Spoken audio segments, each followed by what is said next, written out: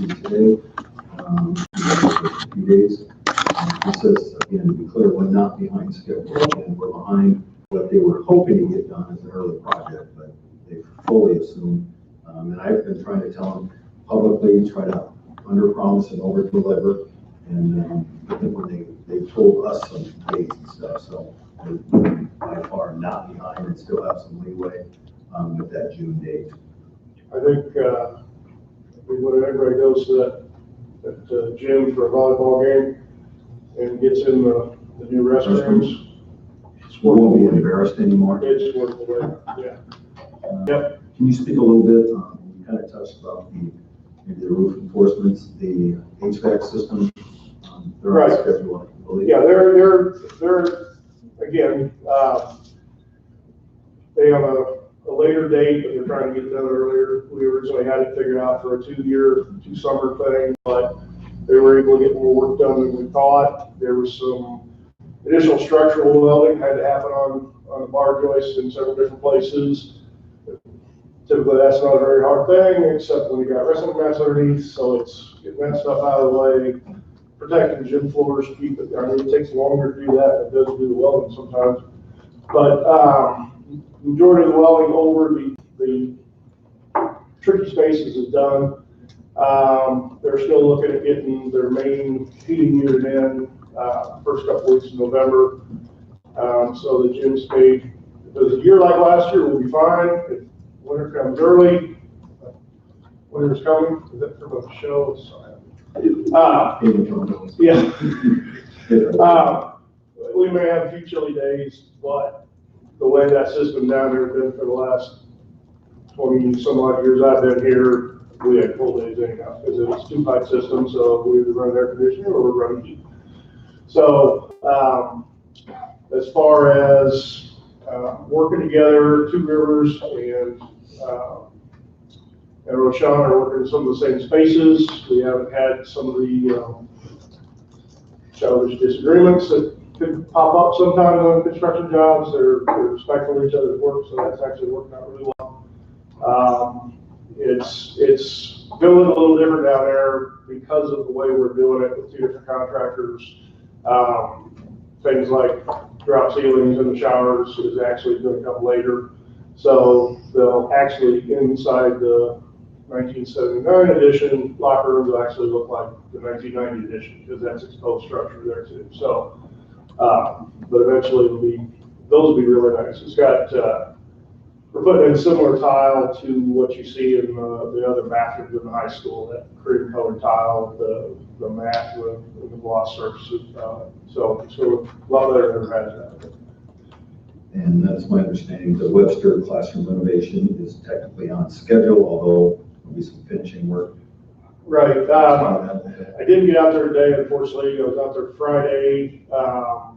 They were getting ready to paint, and the parts for the drop ceiling were sitting on the floor ready to go. So the only thing we'll be waiting on is carpet. We're going to have to put down some temporary carpet so we can get the moisture out of that, the part of the concrete they poured.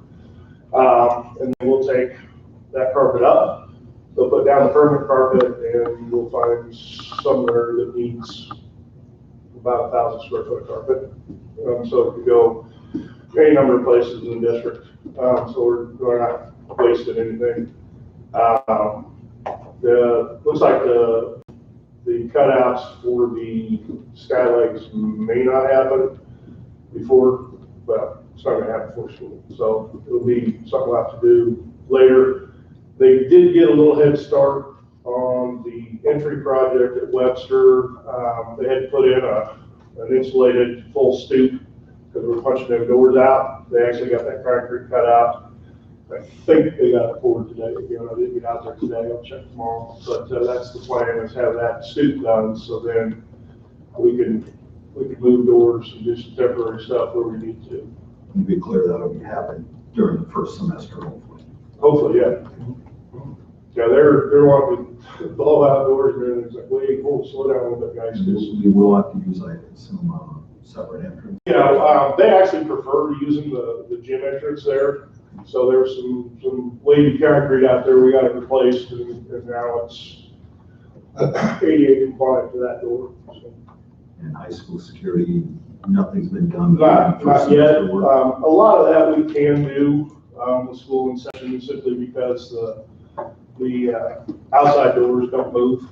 So the problem with Webster is we're punching those doors out about 4 feet. At high school, they don't move, so we have good security the whole time. My other thing is the facilities leadership team met just kind of lock things up, and they will only meet as needed basis. Questions on that? I just had one follow-up question with regards to the mishap during layout, which I certainly understand. Who's going to pay for the costs that were associated with that? Should I expect to receive a change order? Or is that? That's on the contract. Okay, thank you for clarifying that. Yep. Obviously, the biggest question I'm getting is what's going to happen with the high school parking lot by the time school starts. Does anybody have any updates on that? We'll have everything cleared, except the van mine trailer that's been there since, when that show up? Right. May. Start of summer. That'll still be there. We're gonna still find 4 spots in front of that, but the block, everything out there, come first, or the night before the first day of school, we'll get shoved over onto the building. They already know that, so where it's gonna have to happen.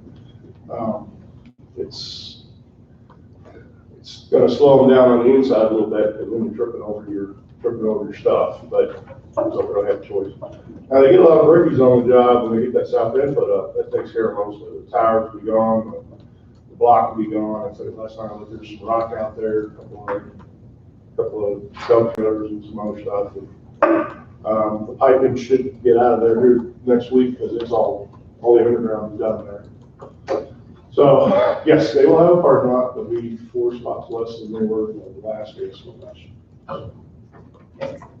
Just curious. I'm sure, again, the game of telephone that goes through the entire city of Urbandale, by the end, I'm sure there's some fantastic stories that we're building a bunkhouse in the middle of the parking lot or whatever, but I guess it'd be fun to start there, really, just to see where they're Probably just Probably just yeah, question? Thank you for the update. Thank you. No problem. Okay, Krista, updated curriculum approvals. Do I have a motion to bring this forward? I don't think we need one until after the report, right? Yeah, and then she can answer questions. Okay. Are there any questions? I guess I'd just be curious, Krista, I know you've been talking about this a lot in the last year, talking about curriculum updates and all those things. So just, can you just recap for the board tonight, just again, how we got here and who was involved and what this looks like? And maybe too, at a high level, like how much product did we have to purchase to get in line with what this looks like? And just the training of that, if there's a product or something that we books that we bought or that kind of thing. Sure. So just to fully understand how much the teachers were involved in coming to this point, that they know coming into the school year what this looks like. If you could just maybe talk high level of that. You bet. Okay. So first thing you may notice is ELA, English Language Arts, is not in here. That will be in our next one. We're just not done reformatting. So in English Language Arts, Science, and Math, no standards changed. All this was an organizational change, organizing the standards into progressions of learning, defining proficiency levels, and that sort of thing. But the standards themselves did not change in this document. We're fortunate in Urbandale, we're small enough that at the secondary level, all teachers are involved in this work. So all teachers have been involved over the past, really, if you go back to math, it would go back about 60 years. But the bulk of the work took place within the past 2. Other standards, like for example, Project Lead the Way, which is the engineering curriculum, or FCS, fine arts standards, those are all based on either state or national standards, depending on what we have available. So for FCS, for example, Family and Consumer Science, those are national standards. All of our fine arts standards were recently updated, and so those are actually based on the most current Iowa fine arts standards. Throughout this process, multiple groups of teachers got new instructional materials. Science, for example, got new instructional materials This will be year 2 of using those instructional materials. Math has been using the same instructional materials for about 6 years now. So they're actually nearing the end of their life, which we'll have to convene that group of teachers together here in the next year and a half or so to study if they would like new materials or continue. ELA doesn't really have a set of materials. They have books, lots and lots and lots of books, and those are continually updated, classroom libraries, that type of thing. In terms of other areas, not many got new materials per se.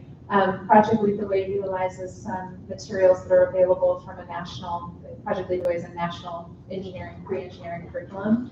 And so a lot of that is computer-based and it's updated continually. Computers, likewise, is mostly online, utilizing Google Docs and things like that.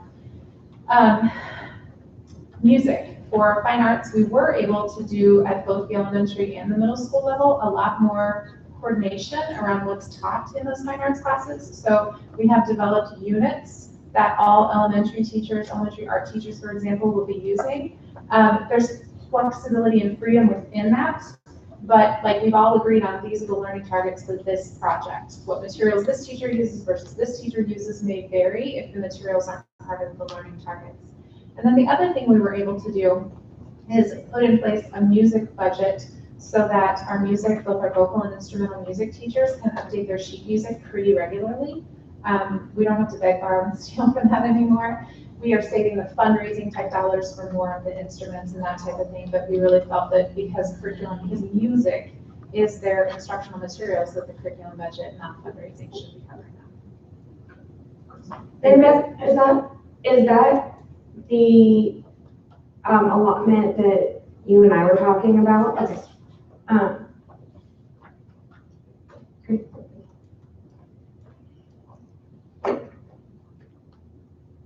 I really appreciate the changes that made there. I think that's great that we're including that curriculum. Yeah, that's fantastic. Thanks, Krista. You bet. Our teachers are phenomenal. They work really, really hard to get these projects in front of you, and they're really excited for those changes. So, Elise Bernard has supported their PLCs the last several years at the elementary level, so that's been an important part of the work too.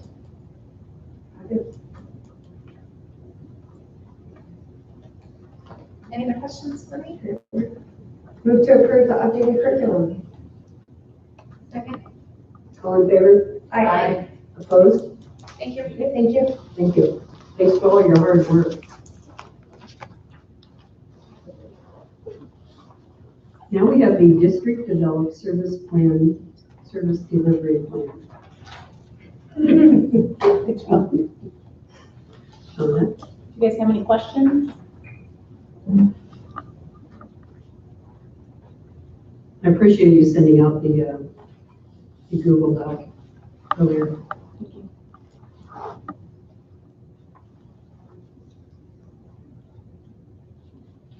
Questions? Okay. We have a motion. So moved. Second. All in favor? Aye. Opposed? Okay, that was unanimous also. Thanks for all your work on it. We'd have to drop, but this is something that gets updated every 5 years, so it's not an annual basis. Okay, now we have activities guidelines for students and parents on 1920 updates. Built it up here this evening. Okay, I think with the new format reads, it's pretty self-explanatory what it's looking for. Yeah, it seems pretty straightforward. Move to approve. Second. all in favor? Aye. Opposed? It's unanimous. We will move on to D, coach director guidelines, updates for this next academic year. Any questions on that?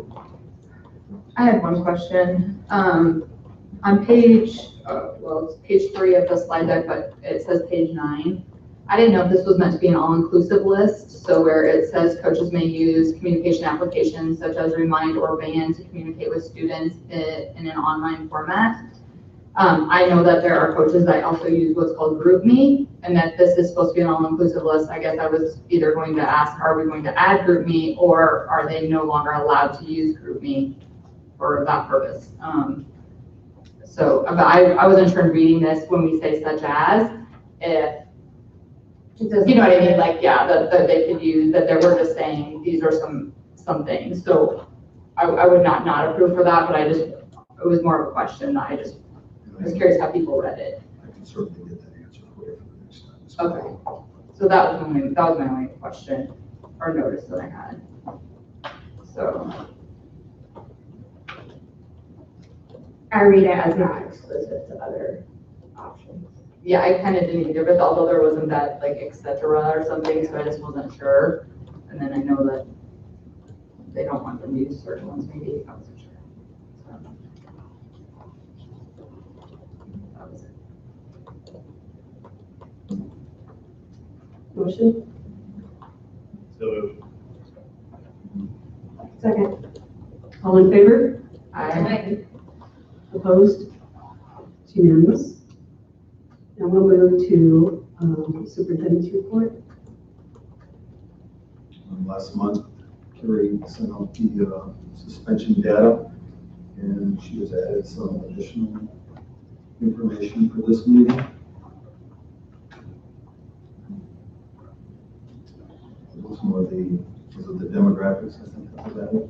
This is better. The breakdown of the different types. So on the larger list is all of the office actions that the principals took during the year. And then I also wrote down for you the in-school suspensions and the out-of-school suspensions. So the office visits would include those that resulted in a suspension. The lists are a little bit different in that the state, we have to use the state codes and definitions for any suspension-related discipline. But the other ones are ones that we created ourselves to meet our needs. Because there could be things that are not necessarily related that we like to describe. So is this a report that you keep regularly? You didn't just make for this meeting? I created that just for this meeting. What we have been doing previously is the 3 years ago, I think we created what was called a discipline dashboard. We worked with the AEA and their Tableau server so that buildings could access that type of information in real time and graphs for their own building use. But we have not compiled it and provided it. We just started doing that this form, this meeting, but the general suspension data after last semester of last year. And we're hopeful to roll that over. That's one of the pieces that EduClimber does very nicely. We've had to do a lot of work to make sure that it reads our data accurately. And so within the first couple of weeks of school or a month, depending on whatever we need to do, we're just going to monitor that and make sure that it's reading it correctly. And if it is, then we'll be able to discontinue the data dashboard and just use EduClimber. But what that will also let us do is we have two actions in the strategic plan pillars related to this. One is to add an equity focus to data analysis process for each building and academic department, and also to implement common discipline categories for district discipline data and student information systems. So both of those EduClimber should allow us to really do that real time without having to do, so like this was pulling the data, putting it in a pivot table, making it usable, that kind of thing. So, sorry, can I ask you to dumb down those two things real quick? The second one, you're going to make sure that we're using consistent language for disciplining, reasons we would discipline across the district. So something that we're calling disrespect here, we're also calling disrespect at another school. Right, so there will be opportunities built into the administrator meetings this year where principals will be able to look at their data and discuss that. And we did one at the end of the year, and that was received very well. They were excited to be able to have that opportunity and really collaborate with one another on what that looks like. And then the first strategic item related to this. Really will be larger than just discipline, just spending more time looking at all of the data we have through that equity lens. So are we, whether it's within coursework or participation in different things, of just paying better attention than maybe we have in the past to what our different subgroups look like. Carrie, have you explored what it would look like if we eliminated out of school suspensions? So I know right now a few concerns that our leaders would have about that are that just the space constraint in being able to house the students that we would need and have appropriate supervision for suspensions. Some of our students accept that discipline very well and others do not. So sometimes it is very difficult to maintain a student in school suspension if that's not a consequence that they are really accepting. And then the other piece of that is that I think sometimes the severity of what has occurred. School. We do have technology that's available now for checkout that we can send some home with students. When I say technology, laptop that was new last year. So we can make those accessible as well. We also, whenever possible, want to get the students back in, so in some instances, if it's, if it's been, let's say, a situation where it's been or something to the extent, or if there's been something severe with drugs, we just need to remove the student from the building for a while. We'll do that, but whenever possible, we want to get them back in because we know we can serve them better when they're with us. And so that's just another thing that we're doing as well. It doesn't always come out or get seen in these numbers. I would just second what Tim said regarding the productivity of kids in school versus out of school. One of the benefits of keeping them in is when we can provide a level of supervision that is adequate. Often our teachers will stop by informally as they go to lunch or on the way back or whatever, and those kids probably do stay more caught up overall. When you have longer suspensions, to some extent, you're depending on the parents or guardians to help those kids stay caught up so that they don't come back horribly behind. But once again, we have to weigh each situation is just a little different in terms of the severity of the consequence and our ability to supervise. So you try to weigh all of that together and then help kids stay caught up. But one of the things we always talk about is with an in-school suspension, we hope at the end of it, whether 1 day, 2, 3 days, whatever, that they are caught up at least with the work needed to be completed when they go back. So, and I understand what you're saying, that you're taking a lot of factors in with what kind of suspension they're going to get. Is the family life, and if you feel based on the previous experience with the parent or guardian that they're going to be interactive and positive with the child in the suspension, does that factor in at all to the decision with our guidance counselors, the sort of knowledge of family life and making sure our kids are stable?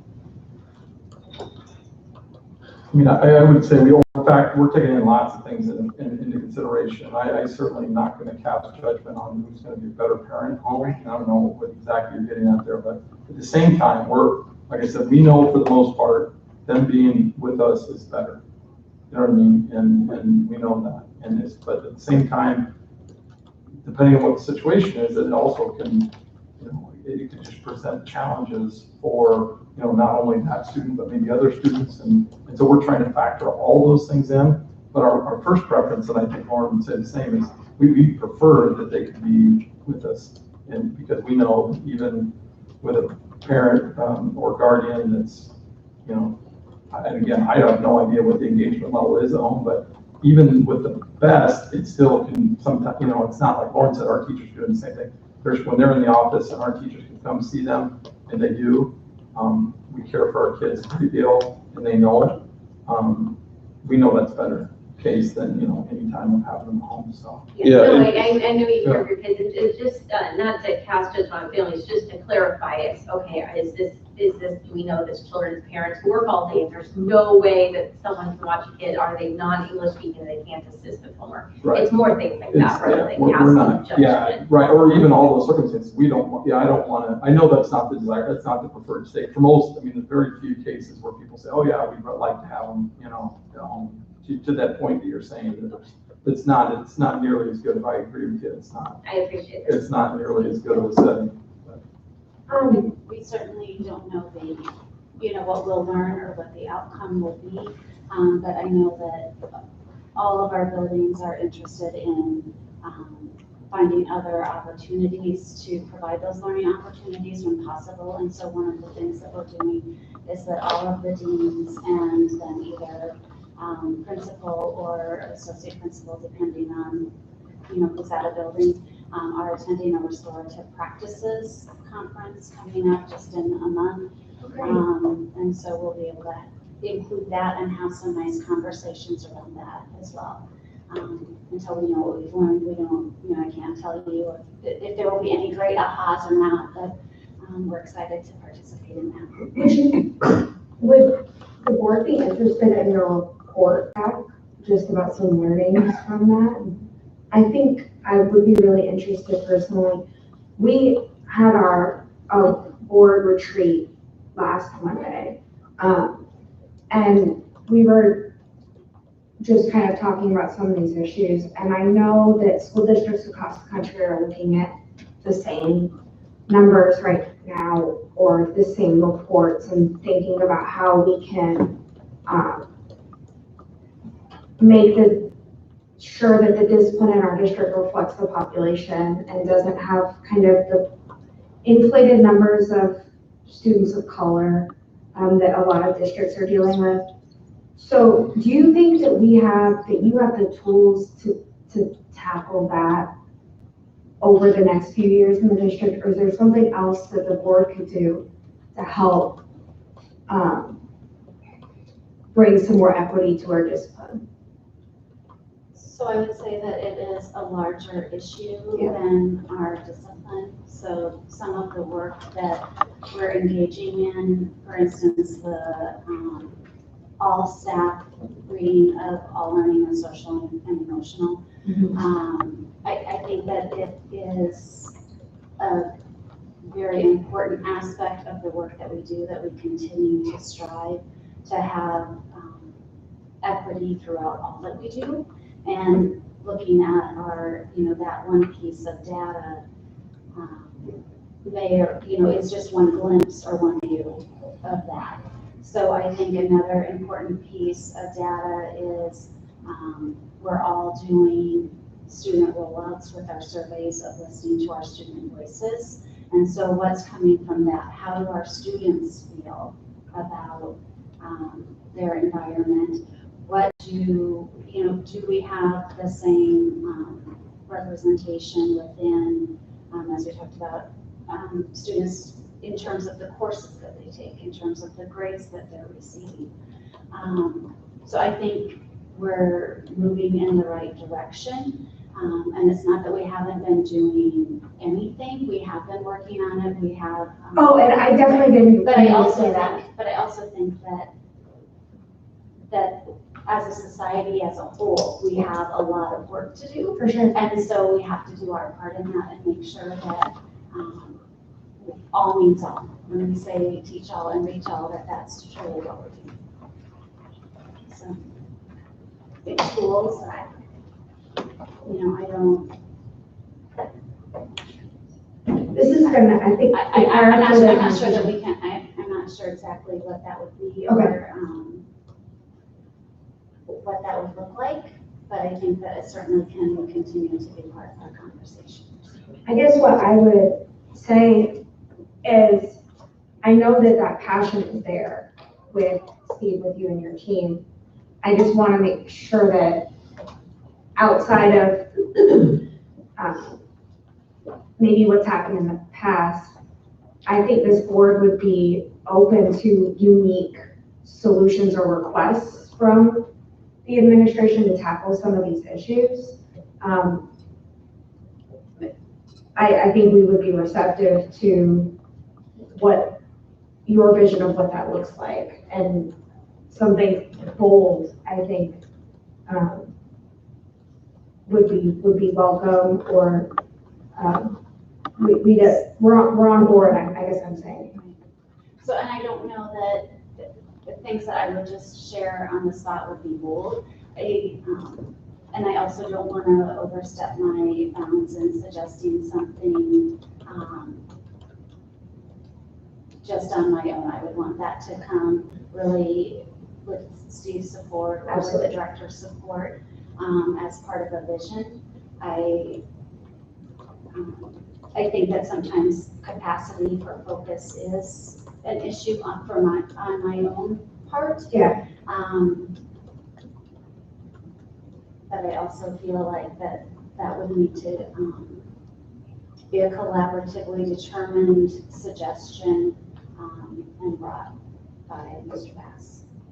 And I may say that, in our plan, once we again, at the referendum, we showed basically $1.5 million savings. On that list is an equity coordinator. Carrie technically is another person listed, but somebody wakes up in the morning, that's their passion, that's the one job they do.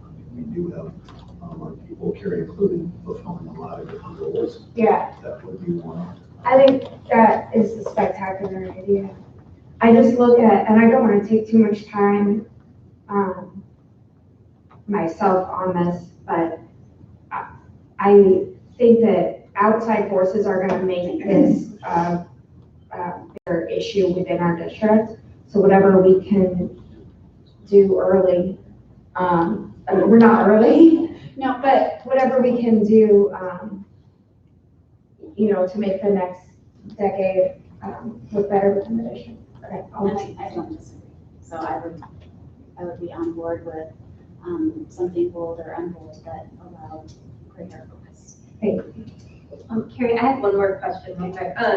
Just for my understanding of the chart, under office discipline records, including those that resulted in suspensions 2018 to 19, we have a miscellaneous category, which has a few suspensions throughout the grades, totaling to 28. Then we have a blank category totaling to 271. What is the blank that the children are doing? So that's one of our areas of improvement. Okay. So sort of the progression of my time in the district and how Power School is being used is, first year didn't even really pay any attention. Second year realized that some people used it, some people didn't. It really wasn't a tool, so introduced it to everybody.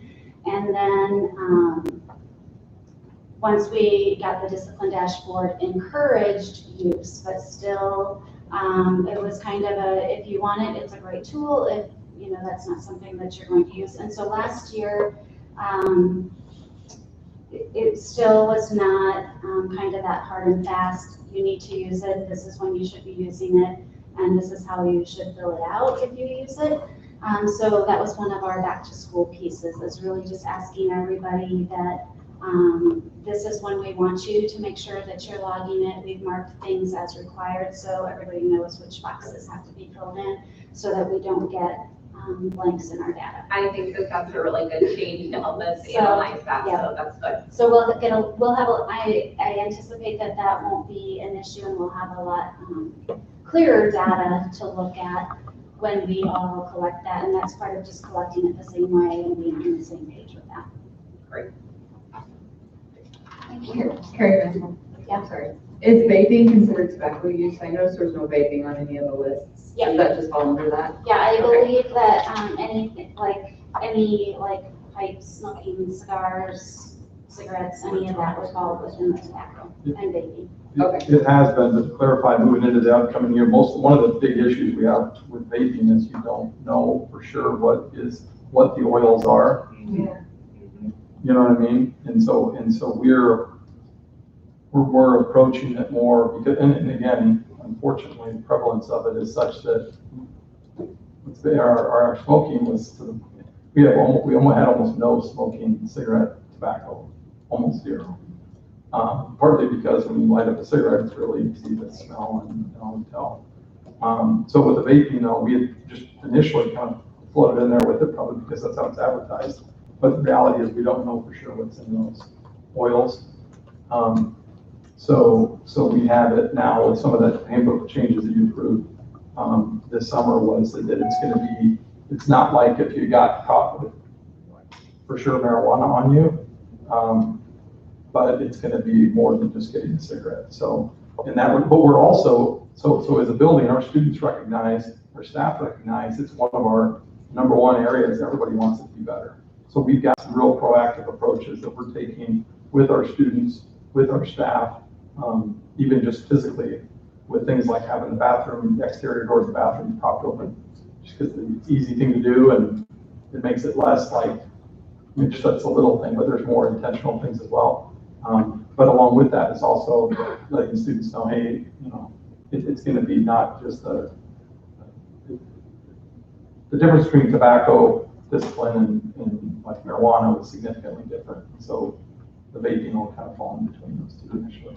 And we have some proactive measures through some online learning while kids are in school setting to understand. So those are other things that we're looking at through it used to be called Odyssey, where they have a new big partner with their company. But so we'll be doing some additional, you know, students that aren't in school that are done with their work, some additional kind of learning around why is this thing you're doing harmful. And so specific education about the incident that got them into, oh, I think that's really interesting. Yeah, it's really, really exciting. One of our deans has been researching this, and so.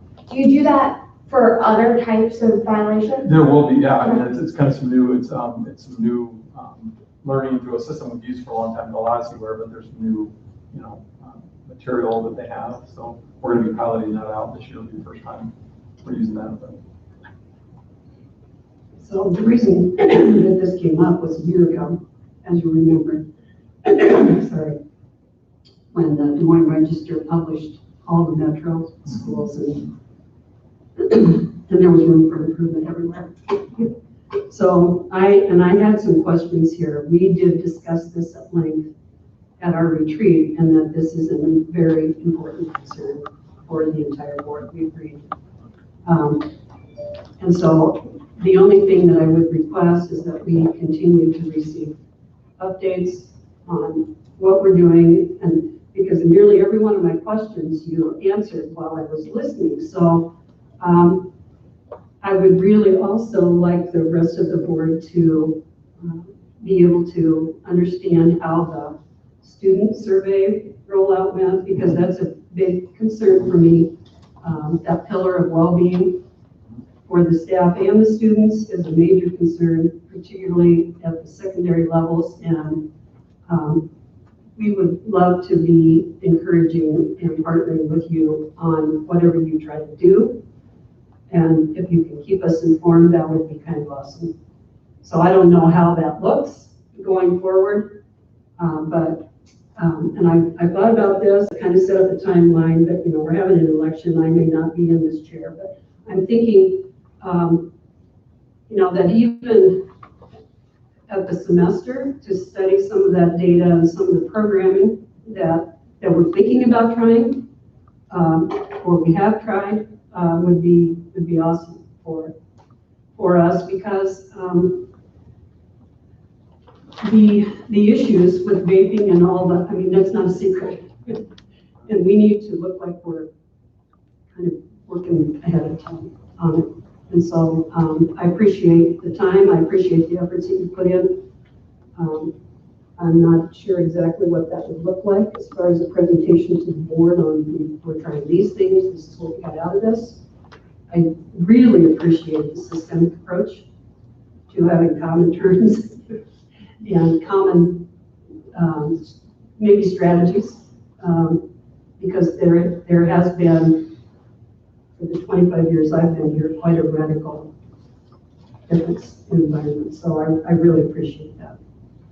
So thank you. One other thing I just should point out real quick that Shauna actually helped with is some of our, through some of the support through special education, also some learning we're doing around Please Pass the Love, which is another kind of an approach to student and staff wellness, and so the learning that we'll be doing in high school as well, which came again right out of a response to recognizing that in this case with even students with IEPs, and the discrepancy in that data that I think Judy was referencing. So anyway, that's another thing. We're have a half-day training coming up in our pre-service time, and then we'll have some follow-up in our subsequent days in October around winter break. And knowing ahead of time that we'd really love to hear a report on this, maybe you can kind of be able to retrieve some of that data along the way. So it's a surprise. Okay, thank you.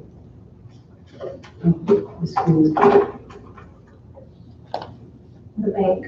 Okay. That doesn't need a vote, right, Steve? It does not. So, in your board packet, I included information about First American's potential acquisition by Green State Credit Union, which was formerly known as the University of Iowa Credit Union. And that is pending approval, and it would be scheduled for December if that were to happen. I met with First American representatives and Sorry, Mary Beth, the approval or the merger or the acquisition? that is the same. I mean, it's all going to happen in December. Oh, If it's approved. It has to be approved by regulators. Regulator and the credit union. I think she was just trying to clarify if they were merging or one was Oh, I'm sorry. acquiring the other. Green State is acquiring First American and 6 other financial institutions in the metro area that were affiliated with First American. And so I met with First American representatives and they addressed some of the questions that I had. Aldrich had also had some questions. And in talking to them, we thought it might be a good idea, I've talked to Catherine too, to have them come at the September board meeting. And so there will be some representatives from Green State Credit Union that will be at our September 9th board meeting that could address any questions you might have. I'd be glad to talk about any questions you might have there for as far as I know, but Aldrich could speak knowledgeably to that too. I can tell you that the goal that I would have is that the financial institution would not push us backwards at all in the level of security that we have with our ACH ingoing and outgoing direct deposit type things or payments from the state, anything like that. And that we would expect the same level of service we have, which is fantastic customer service. They are very proactive and very civic minded, very community supportive of us. We would expect that. And we would just expect the same level of financial stability and security. And I think, in Iowa, you have to pledge securities at some level to back those public funds. And it seems that from what I've heard that the credit union will be able to do that at the same or higher level than the First National Bank is doing. But those are just the concerns I have, that we not lose any security or any stability or any service. Do you have anything, Aldrich, you want to add to that? No, you hit on the the levels of capital that a bank versus a credit union have to maintain to house public funds aren't the same, but they're similar. Green State, being the largest institution in the state as far as financial institutions are concerned, will have, just by default, a larger capital base to protect those funds, if you will. So I don't think I'm at all uncomfortable with that piece of it. It's just from a philosophical industry point of view, it's a little bit disconcerting for me as a banker to have a credit, but I have to not have that as far as my influence over this is my personal opinion. Thanks for the information.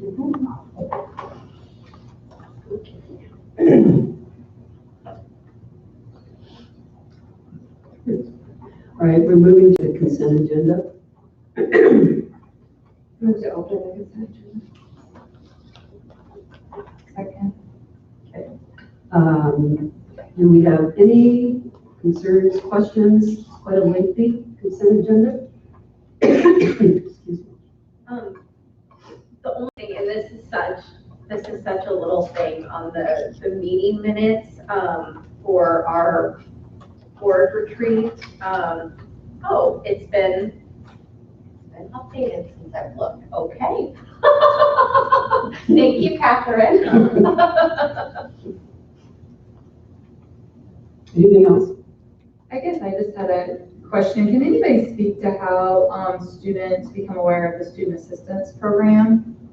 And just like how it's utilized a little bit, and maybe just so you know where my brain went or came from, is that we just spent time talking about the suspension data, and if I look at the number of students suspended compared with the number of students that utilize the SAP, the numbers kind of look, I would have thought they'd look more in line. So just trying to understand, is my brain in the wrong place saying that's not the appropriate use for that tool, or all those students are offered it and they don't use it, or can you just so you know where I'm coming from with my question, I'd appreciate the help. Yeah, I would say that we offer it for certain on our lengthier suspensions. We offer it, like, or drug related. That's the most common. If we have drug related suspensions, that we'll offer that, or we bring it up. But we are more and more just bringing it up, whatever. And again, if the circumstance, so if it's apparent that there is maybe some mental health, it would, at least based on our, experience with the student, that there's maybe some mental health concerns or just some, just stress in their life that maybe is beyond just kind of what would be kind of typical, that we're putting out there. I'll be honest and say not every one of our discipline situations are we offering, or we bring that out. That would not be accurate. But we definitely are, and we also offer it in cases that aren't discipline related, like I said, that are not. It is something that I do, and not to mention that and that's only speaking from the school administrator side. Our counselors, I would venture, are offering it much more. But again, it's hard to always know if students are taking advantage and are following up on those, because we don't. And even the ones that with discipline, we don't make them do it. It's optional. So. Right. Do they come to the building? They have it to some of our buildings, and like buildings have some PD time, they've invited them in and they've presented. I know they presented at Homestead, Bowling Green last year. Did they come to middle school? And sometimes they will come if they'll invite them like to our open house time or conference time and just have a table out. We'll highlight it in the Building a Better You newsletter a couple of times a month or a couple times during the year. Any staff member can provide that information to a student or family, and so we try to promote that, but with anything, I'm sure that there are some that really catch on and think about that often and others that don't. We did in our What to Expect night as well, like the upcoming, we had a representative there as well. Last year we talked about when we divided out the number of people who attended versus fees that we paid. And I remember bringing that up to Mark. I didn't divide it this year. And at that time we discussed other options, but maybe I don't know if you remember that. We talked about sharing this with other maybe suburban schools to develop a different delivery model where maybe even people did come to the buildings or whatever. And I don't know whether that's still being looked at. There was some discussion, I think, with Johnson, maybe Waukee, discussed among, and I don't even remember who it was. It must have been Mark. So, yeah, the other things that we would have, so we have Stepping Stones, which is our school-based counseling, and we have a elementary level therapist and a secondary level therapist that's with us full-time. Mm-hmm. Those typically, by the end of the year, will be full. We also have a lot of referrals to outside agencies, so there are times, particularly if families do have insurance, that they might choose to go with their own provider versus starting with EFR. Mhm. The thing that I like about the fact that we have EFR is that we always have something to offer people. Without it, if they don't have insurance or they don't have a provider, then there's nothing we can do for them other than say, oh gosh, sorry. It would be really nice if you could visit with somebody. And then you just feel like your hands are tied. One of the pieces that I anticipate is they've started like the texting as well. And I would anticipate that that would be a draw for some people that maybe don't want to see somebody in person, but I guess we'll have to just watch the data on that. But I would not want to at least go, I would always encourage that we have, if something else is created, awesome. But I want to not kind of feel. The dilemma, I think, a lot of times in a referral was that the office was downtown and there was some barriers for some families. And I don't know whether that remains. I mean, I do think there's a need for this sort of resource, obviously. And I'm just throwing that out there. I think I'm not they're much suggesting more anything open to. necessarily be done, but just kind of thinking about it. We'd really love to have more people take advantage of the service, I think. I certainly think there's a need.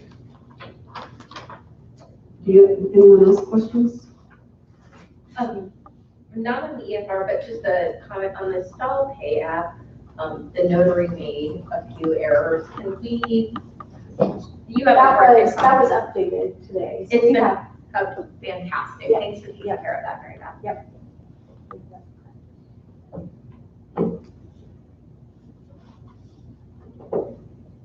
Any other questions? Okay.